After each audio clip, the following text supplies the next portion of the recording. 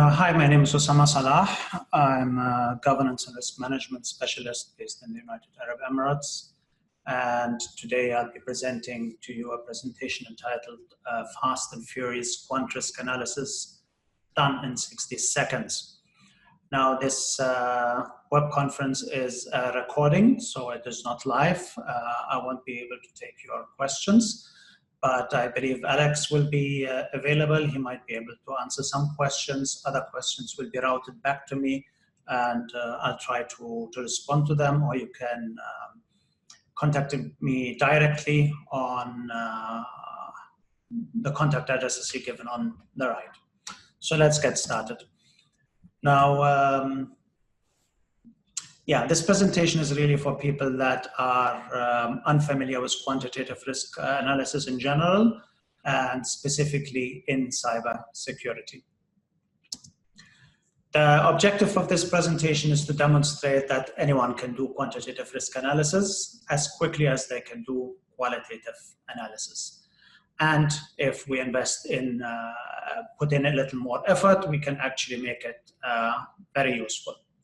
And we will demonstrate this by going through 3 stages of risk management or risk analysis evolution by visiting 3 different worlds and see how the evolution works or happens.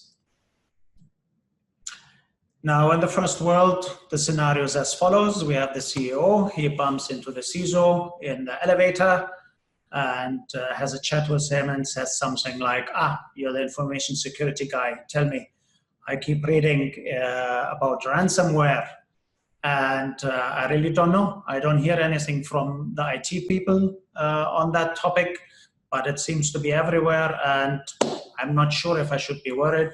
Will this somehow affect our objectives or plans? I really don't know. So I need some feedback, please. CISO tells him he doesn't believe there is major concern, but he will check with his team and get back with a response by the end of the day.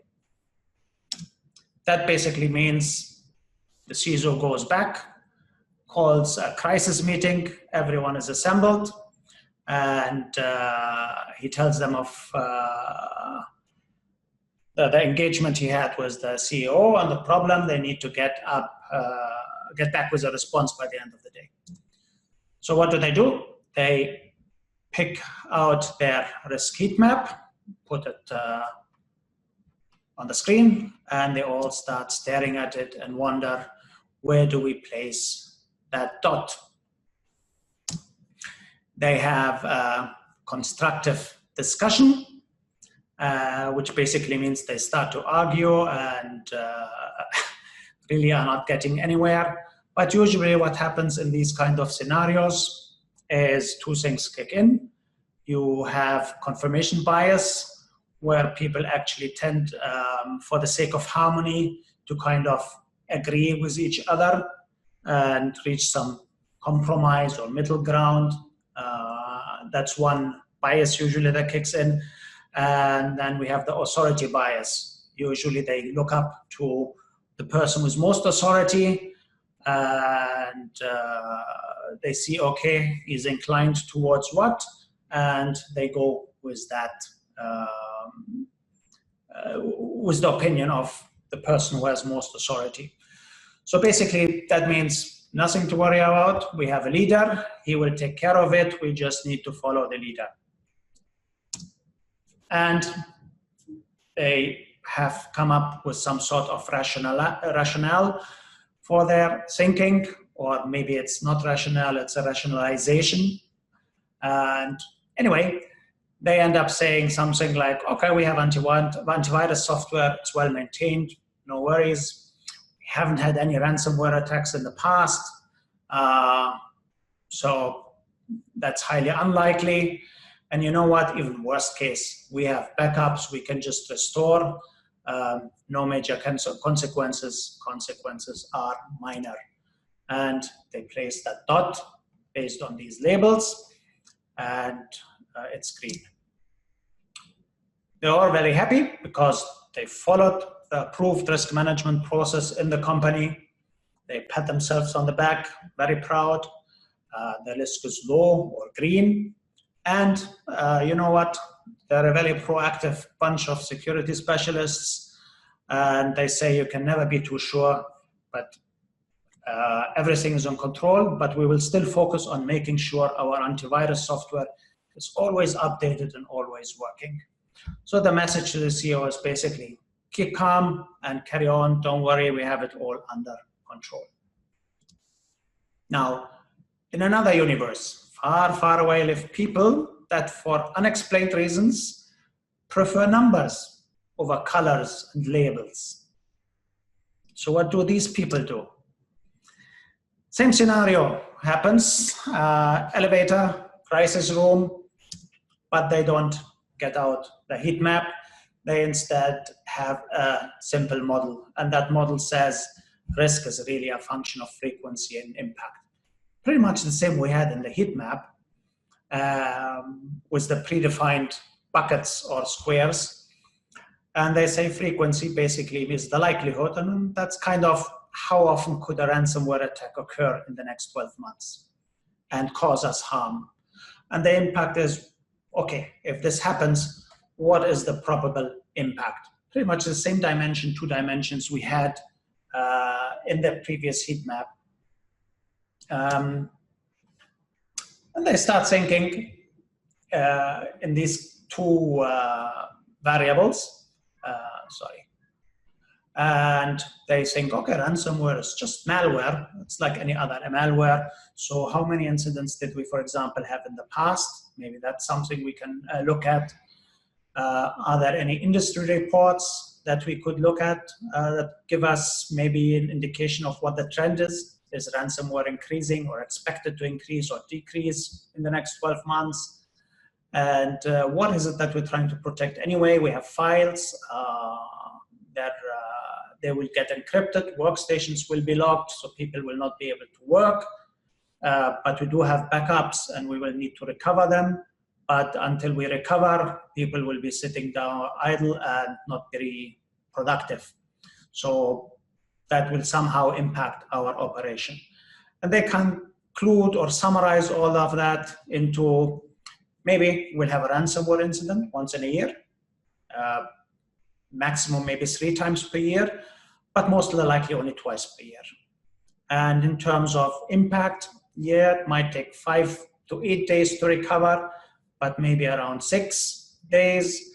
And during that time, we're unproductive. If we translate the losses of days being unproductive, then translates somehow into around $250,000 loss up to $400,000, but most likely around $300,000.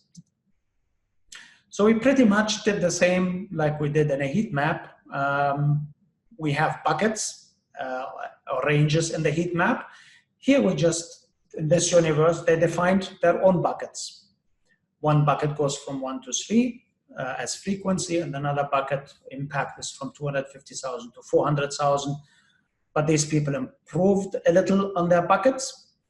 First of all, they defined their own buckets. So if they make wider buckets, it means there is more uncertainty. If they make the buckets narrower or the range is narrower, it means they're more certain about their ranges. But they added something else. They also added the most likely.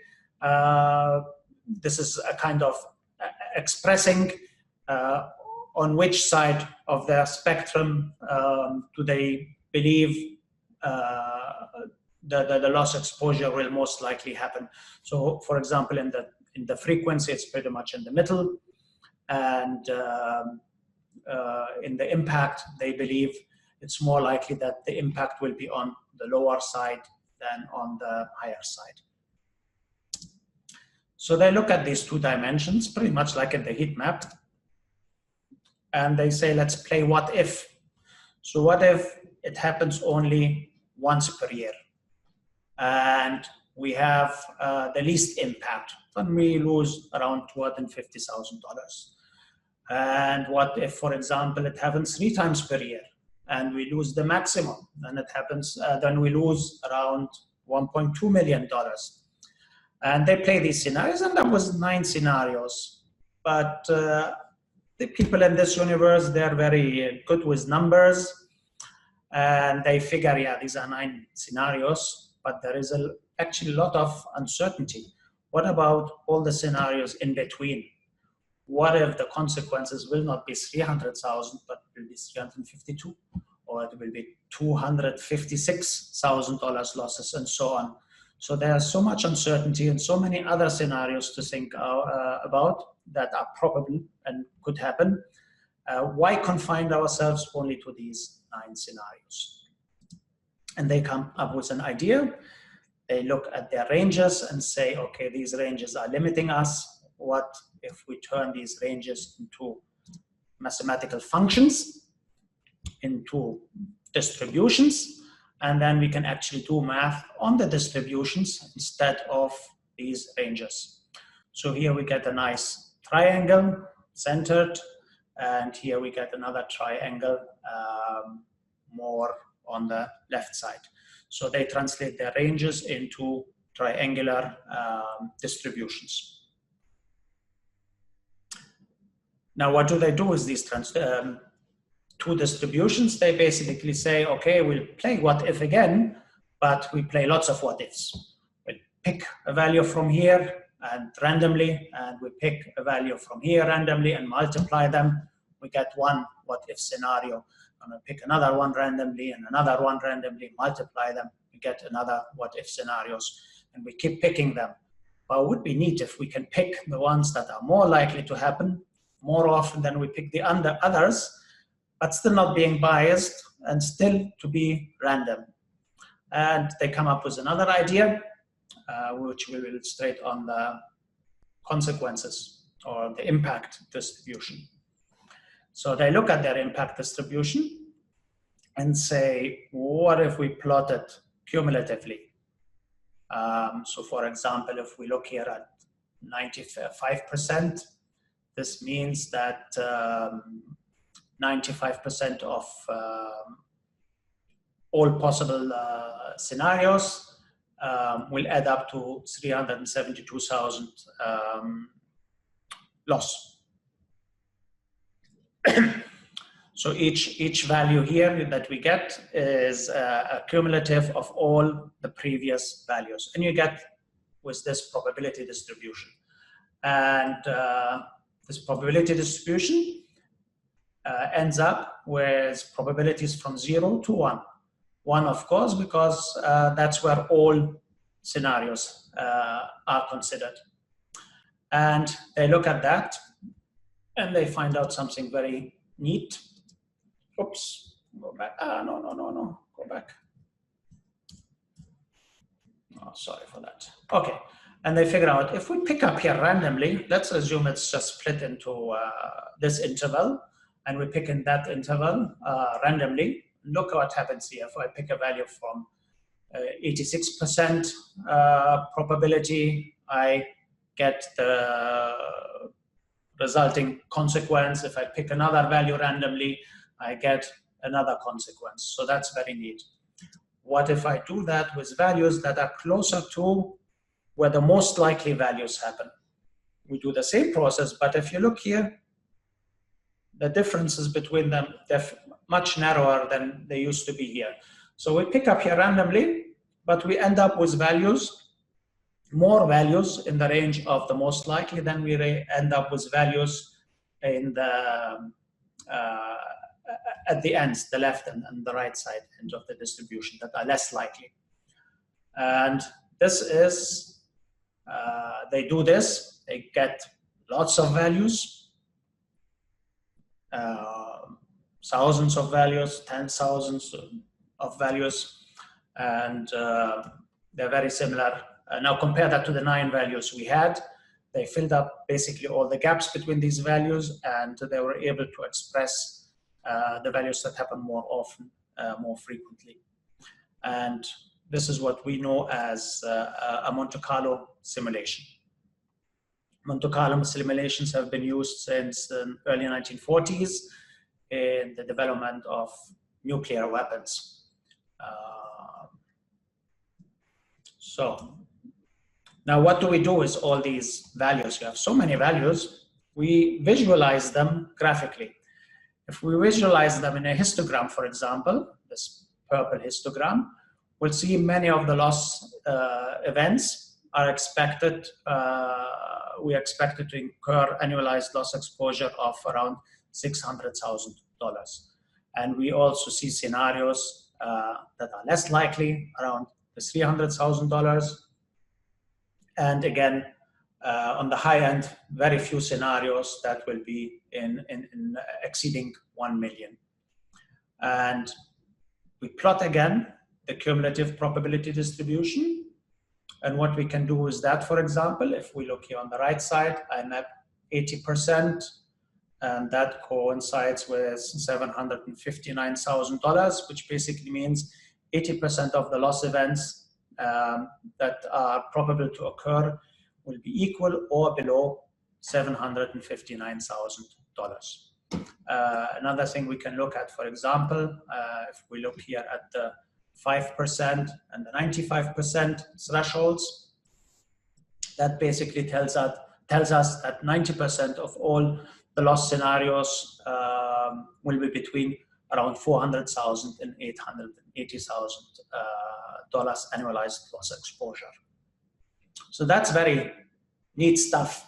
And basically, all of that that you're seeing there, now compare that to the single dot we had on the heat map. This is communication. This is an expression of uncertainty. This is something management can do work with. You're talking about dollars, and you're expressing your uncertainty. You're not hiding it, while nothing like that could ever be expressed with a dot on a heat map. Now let's take the evolution further. There's another universe far, far away. These people also don't like numbers and colors and labels, but they also don't like mental models. They like formal models. So what does that mean? So basically, we had the heat map before, 2 dimensions.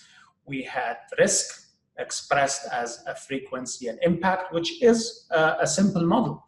It's a model of 2 variables, frequency and impact.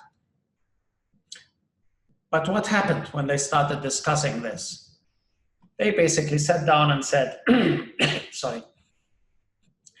They started thinking about so many things. What are the threats we're facing?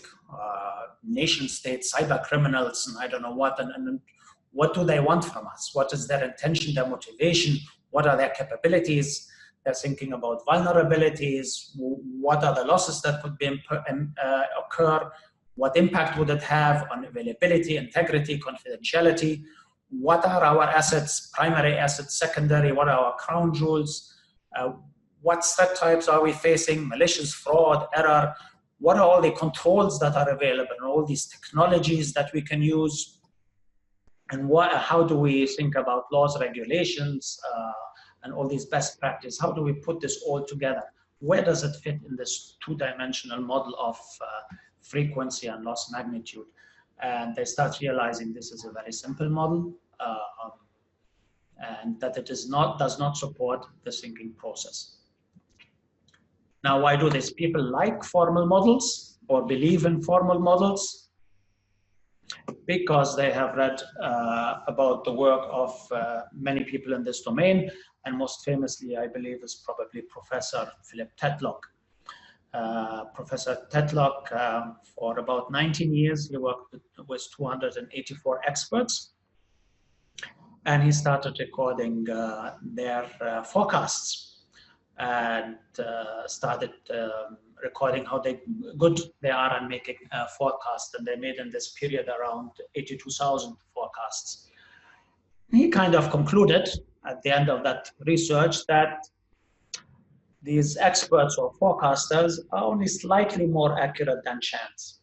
And usually they're worse than basic extrapolation or algorithms. So we're talking simple algorithms with maybe 2 variables.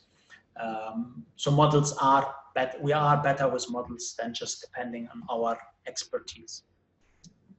So he concluded at the end and said it is impossible to find any domain in which humans clearly outperformed crude extrapolation algorithms, less still sophisticated statistical ones.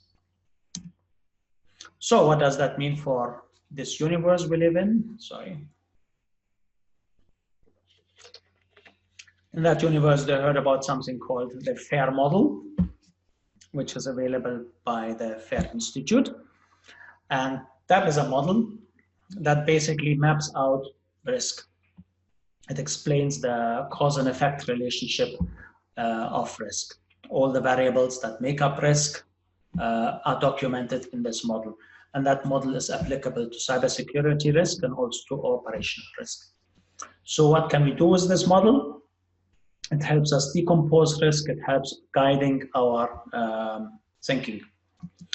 And the model has very simple definitions or taxonomy.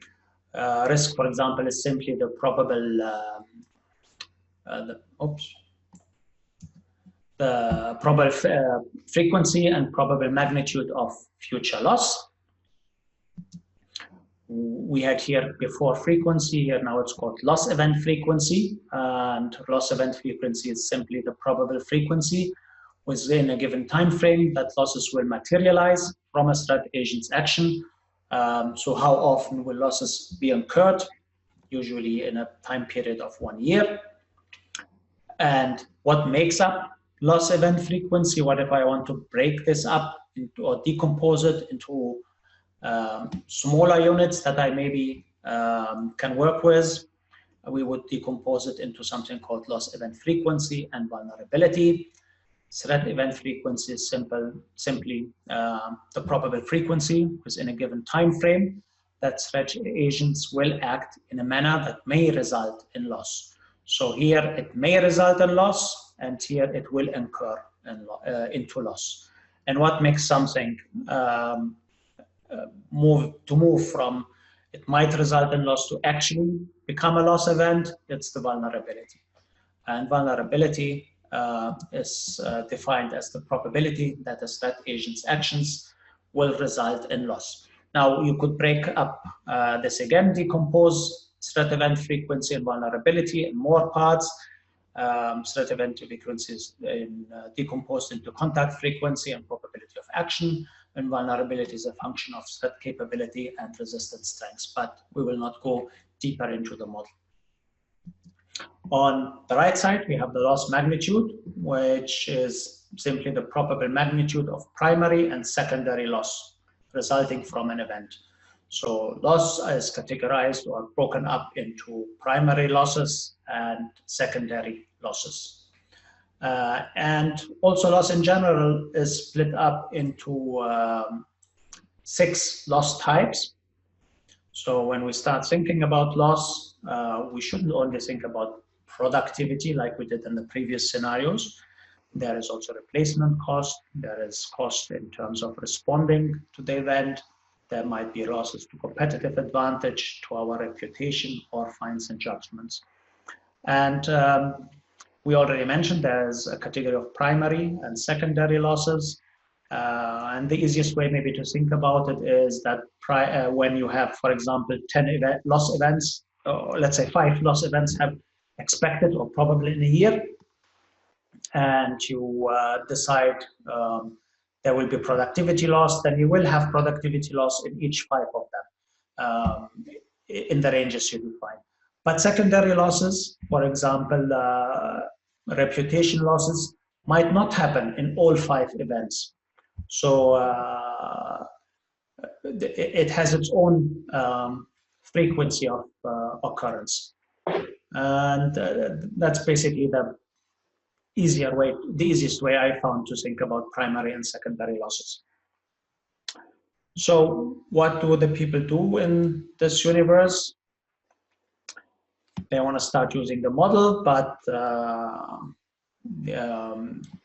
before they do that, it's critical that we clearly define the risk scenario that will be that we need to analyze. The problem really needs to be defined accurately. And the more effort we put into defining the problem, the easier it will be to move forward.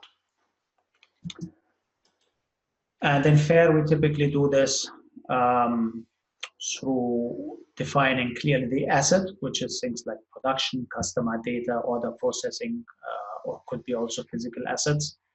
We think about the threat, which could be organized crime, nation states, privileged or normal insiders. And we think about what is the effect to confidentiality, availability, or integrity. As we think about these three, we typically document them in a small table. So here in this scenario, the asset, let's say it's an advertising company, and the asset is the campaign material that they develop for their customers, and these are all stored somewhere on file shares. And the threat, because this is now ransomware, the threat are cyber criminals. And the effect that this will have is on the availability, because they can't access the material anymore. This will be an availability effect, and they can't execute their mission.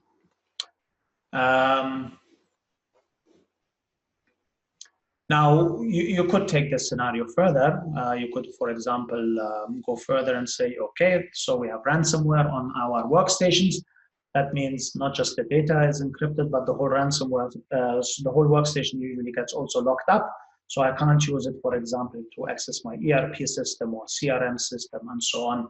But in this scenario, and then typically you would add this as another line, and then at the end aggregate all your risks. But let's stick only with one scenario. Let's say they don't have ERM or CRM or whatever, and it's really only shared files. So they go back to their model, and their mission now is to start thinking about each of these building blocks of risk and find out what data sources they have to estimate ranges for these. Now, the beauty of this model is that if you have good estimates that you're comfortable with, that you can support rationally, let's say on the higher level, then there is really no need to go deeper. Because if you go deeper and you're even more uncertain about the deeper levels, then you're adding more error to your scenario. So let's say if we are able to define loss event frequency, then no need to go and find data for threat event frequency and vulnerability.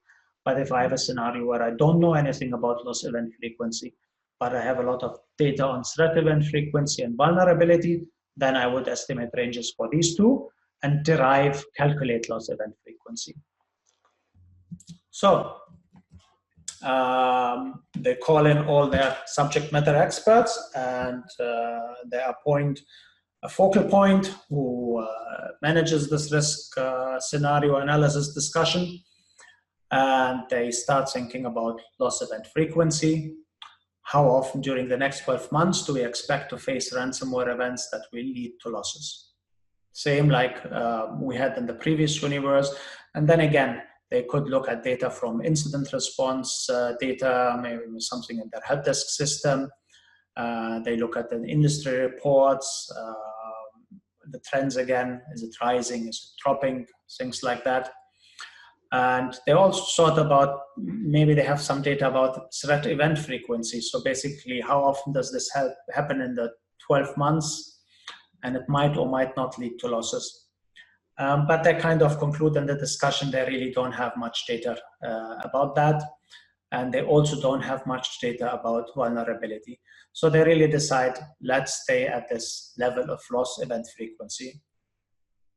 And they define loss event frequency as 2 to 5 times per year, most likely 3 times. Now they start thinking about loss magnitude. So what losses will we have? We have multiple loss types. Which of these loss types will be relevant for our scenario? And so they look at them, they think about productivity. How will productivity be impacted when there is a ransomware attack? What are the processes that will be impacted? How many staff members will be sitting there idle, unproductively, not be able to get work done? How will it impact their income or revenue? Will there be any replacement costs? For example, they might have to replace the hard disks and install new ones. Will there be any response costs? So these are costs, for example, they need to hire additional staff to install these hard disks, or they might need some instant response or forensic specialists that might be hired. That would be added to response cost. In terms of competitive advantage, will there be any losses incurred? They kind of say, agree, no, in their scenario, this doesn't apply. They also don't work in highly regulated industries, so there will be no fines and judgments. But reputation, yes, their reputation will be somehow impacted. And maybe by gaining a bad reputation, they might lose some customers or current customers or future customers. So yes, reputation will have some sort of impact. Now, if we look, for example, at productivity, they get data like average salaries of people and how many days will people be unproductive, and they translate this into a total cost in terms of being unproductive for people. They look at the response cost. Maybe they will have to hire some staff for 6, 8, or 10 days, and what will be the cost of that. Let's not get too hooked up on all these numbers. The important thing is you get the idea that you look at all the sources you have to get productivity losses, at all the sources of data you have to calculate response costs. And now in terms of reputation, yes, they might use some business, so they look at how much more business is forecasted, and they expect to lose 2% to 5% at maximum of future business, and they translate that into, based on their revenue and the profits they make, they expect this will be translated into losses between $300,000 to $900,000. Now they get these numbers, and what do? They use a computational engine or a program, a software program that has this model plugged in. And you have, for example, the FAIR Institute provides the FAIR-U app available for free. You log in and you plug in the values we have for loss event frequency, the losses we had for primary losses, and when you plug it in there, you get the different categories. For each category, you plug it in, and you plug in the loss event frequency and the loss magnitude. Basically, this was for the reputational losses. And all the others you just leave blank because we're not using it. Once you plug in all these numbers and run your analysis, you get a result here, which basically says the annualized loss exposure is expected to be between $97,000 to $1.8 million.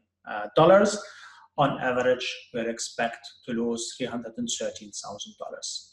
Now that also we can plot again in a nice graph, which is called the loss exceedance curve. This is the same loss exceedance curve, but this time in a logarithmic scale, because we can see better. So for example, if we look at 20%, then this tells us that there's a 20% probability that losses will exceed $370,000. And as you can see, that's why it's called a loss exceedance curve. We can also look at non-annualized data. This is for each event. So for example, here we expect between 2 and 5 events per year. Each event that occurs will have at minimum $47,000 loss magnitude, at maximum 127 for primary losses. For secondary losses, which was the reputation part, if an event occurs, a single event will have between $300,000 to $864,000 loss. Now, the good thing is you can go back and now start thinking about, okay, what do we do in terms of remediation? So you think about implementing controls and things like that. And in this company, let's say they used some traditional antivirus and they decided if we upgrade to some next generation antivirus, then we should be able to reduce the loss event frequency. So instead of it being between 2 to 5, maybe we'll reduce it to 1 and 2. You plug in the same numbers, you just change these two numbers in the model and you get new data. Now, before we had annualized loss exposure from 96,000 to 1.8 million, but after treatment, we have it from 48,000 to $990,000 annualized loss exposure, and the average is around 300,000 to 116,000. Now you can use this data to see if the investment into your control, which is in this case next generation antivirus, is justified or not. And you can, of course, compare again just by looking at the graphs. So to summarize, we started really with a simple heat map, which has lots of colors and labels, and we had to place a dot somewhere.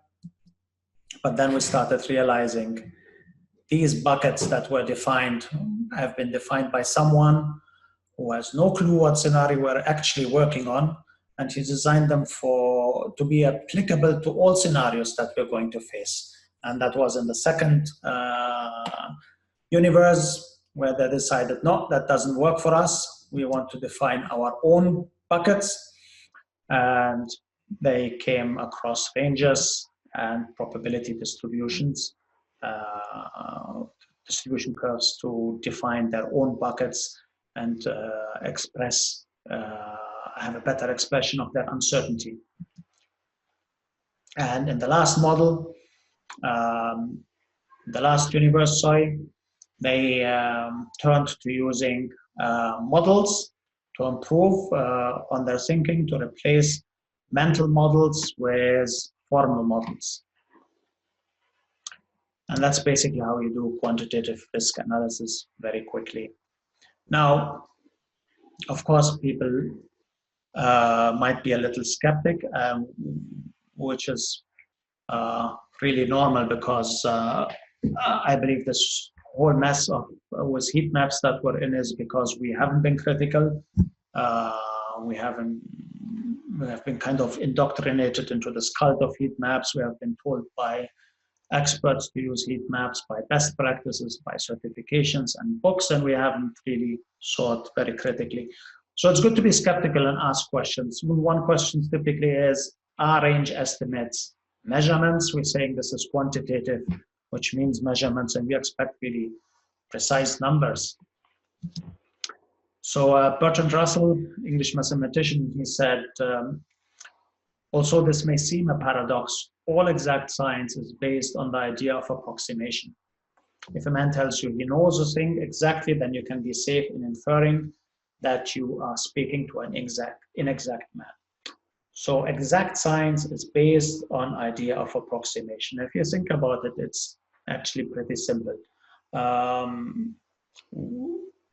We acknowledge that for any measurement, I could use a better measurement tool. I could make it more precise, or I could use a better measurement process, which also might give me better results. But it doesn't mean that the other tool or the other process was completely useless and wouldn't have been enough. So everything we are using at some point of time is an approximation, and maybe in the future we improve on it and it becomes more accurate and more precise, better. So that's kind of, in a summary, the idea that exact science is based on the idea of approximation. That basically means there's nothing wrong with using estimates. Douglas Hubbard, in his books, How to Measure Anything, Finding the Value of Intangibles in Business, and the other book, How to Measure Anything in Cybersecurity Risks, also builds on this idea. And he defines measurement as a quantitatively expressed reduction of uncertainty based on one or more observations. So this definition is maybe slightly different than what we normally think of when we talk about measurements. We expect a single precise number, but no, Douglas Hubbard says measurement is a quantitatively, or we need to look at measurement as a quantitatively expressed reduction of uncertainty based on one or more observations. So really, every measurement taken is an estimate with some potential for variance and error. And the question isn't really if a measurement is an estimate or not, because they all are. But what really is important is that these estimates, they need to be accurate. So they need to be correct. They need to reduce our uncertainty. So they need to be able to support our decision making. We need to be able to know more than we have known before the measurement. And we need to be able to arrive at them within our time and resource constraints. So it shouldn't take forever to make the measurements, because then it loses value, or it shouldn't be very expensive compared to the decision that needs to be made. So in this context, yes, these range estimates are measurements. Another question is, but defining estimates, isn't that just guesswork? Aren't we just making this up? No, we are not guessing. We are estimating. Guessing is intuitive, casual, spontaneous, no thought really behind it. And estimating is more that something that Mr. Spock would do. It's an intentional thought process. It's an informed assessment. We're examining our assumptions. We consider all available data. We develop a rationale, and we use ranges to account for our uncertainty. We admit there is uncertainty. We use wider ranges when we are uncertain. We use smaller, narrower ranges when we are more certain. So no, guessing and estimating is not the same, or defining these ranges is not guessing, it's estimating. Now, Douglas Hubbard has done some extensive work on that, and he gives training workshops on training people on how to make better estimates. And usually when people take training, you get this gray curve. So when people, for example, say they're 70% sure in their estimates, then they're somewhere around 55%, really actually only 55% sure. But after the training, when they say they're 70% sure, then they really are 70% sure, which basically means if we say someone is well calibrated, and we say he's 90% confident, then it means when he makes 10 forecasts, 9 of these forecasts will be correct. And then that's actually also, again, proved to show that estimating is not guessing, because it doesn't make any sense. You can't get better at guessing through training, but you can get better at estimating through training. And that kind of concludes this session. I hope you liked it. The title was Fast and Furious, Quant Risk Analysis done in 60 seconds. So you can do it in 60 seconds, but to do a good quantitative risk analysis, you probably will need more than 60 seconds. But the point here really was to show if you can do qualitative risk analysis in a minute, then you will get useless results. And if all you have is 1 minute, then I can also do a quantitative risk analysis in 1 minute, but most likely I will also get not very useful results. So it can be done very quickly, but really for better results, yes, you need a little more than 60 seconds. Whatever time, the problems we face I think they're worth more, investing more than 60 seconds and using quantitative risk analysis, you will lead to better results than whatever you could be doing with heat maps. If you have any questions, here again, my contacts. References that I would recommend if you're interested in the FAIR model, then definitely you need to read the book by Jack Freund and Jack Jones, Measuring and Managing Information Risk. This is an amazing book. Then you have, of course, the FAIR model is published by the Open Group. So they have 2 books called Risk Taxonomy and Risk Analysis. So this covers FAIR. If you are interested in cognitive biases, we have really only touched on it on confirmation bias and authority bias. They have 2 books by Professor Daniel Kahneman and Richard Taylor that were interesting. If you're interested in general in risk management, cybersecurity, or measurement in general, then the books by Douglas Hubbard are interesting for the power of forecasting or models. The work of Professor Philip Tetlock. Another interesting book is by Gerd Gigerenzer, Risk Savvy. So once you start reading these books, you will go down the rabbit hole and you will find other books, and you will keep on going. I have also a YouTube video up called 30 Reasons Why Heat Maps Must Die, where I explain in detail why we need to give up on heat maps. And yeah, check it out. So thank you all, and thanks to Alex for organizing this event. I hope you enjoyed this presentation. Thank you very much. Bye.